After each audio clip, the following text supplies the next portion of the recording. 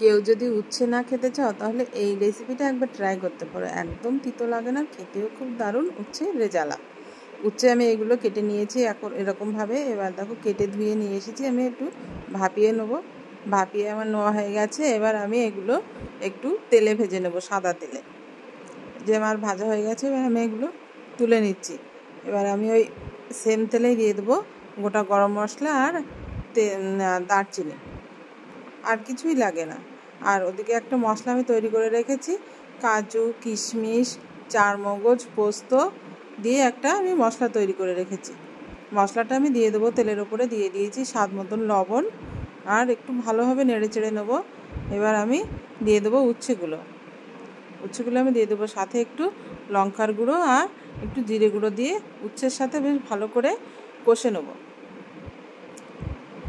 এভাবে তোমরা একবার ট্রাই করে দেখো, উচ্ছেটা এত সুন্দর লেগেছিলো খেতে, খুব দারুণ হয়েছিল। আর কিছুই লাগবে না খেতে উচ্ছের রেজালাটা।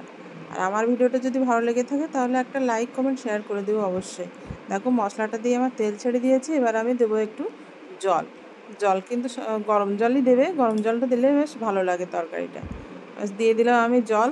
এবার আমার মিনিট 5 আমার হাই ফ্লেমে রান্না করে নিতে হবে।